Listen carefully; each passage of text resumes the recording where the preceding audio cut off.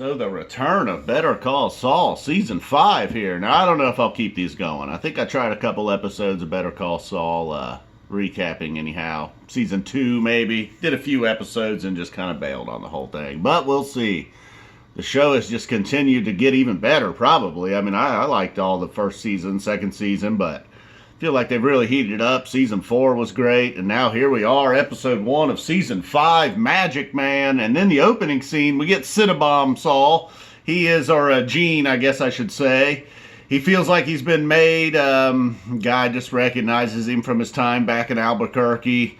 Just goes and talks to him at the mall. Saul's kind of freaking out. Calls the vacuum man, talks about wanting to get back out of town, maybe do this all over again. Going to cost him double, and then he decides, no, never mind. Gene says he's going to take care of this himself. So we'll see a long Cinnabon Saul scene this time too. Usually a minute or two, maybe 3 minutes max. It felt like this scene ran on 7 or 8 minutes. So, and that is all, and those have been ramping it up, for a long time now. You see, okay, this is Saul, now Gene post Breaking Bad, and slowly but surely that picture's starting to become clear.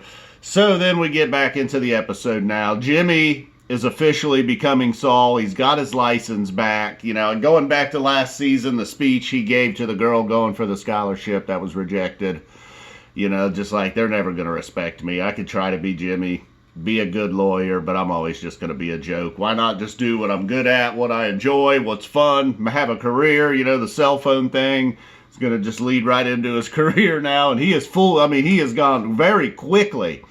Slowly he was becoming Saul, and now boom, with the name change, it is official. He goes on to have a big promo event. That's a little bit later, though. Now, Nacho still working there with Salamanca, the guy that's come up from Mexico. And, poor Nacho, still working both sides. He's got, Gus has got him by the balls. There's Salamanca guys all over him. Although we're slowly starting to figure out, you can trick this Salamanca fella. Lalo, what the hell's his name? I don't know. Hector's nephew. The dude. So we'll see what's up with that.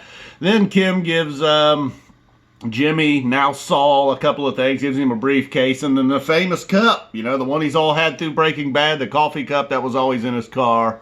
Wouldn't fit the console or whatever, just spilling wherever. That yellow, world's best lawyer, I think it might have said, second best. Anyhow, so that was that. That was kind of cool. Every now and then it's cool when you get a little throwback to Breaking Bad. Get a little mention in there. Of course, Mike all over this episode. Then Gus has to meet with a couple of the cartel guys, including Salamanca dude, to cover for the whole German engineer thing, going back to last year where he, with the chase with Salamanca was on Mike's tail, and he kind of was getting close to figuring out they're building the lab there. So Gus and Nacho come up with, they work together to come up with a story that they've been cutting the product a little bit. Anyhow, Salamanca doesn't totally buy it, but the cartel dude does. He's like, all right, look, we don't all trust Gus, but he's bringing in the money, so that's the bottom line. And then we get to the rest of the German guys. Mike sends them home. They needed to stick around one last thing. They were there for the cover when the Salamanca guy went to see the construction project. That whole cover story. So I don't know. We'll see how gullible he is.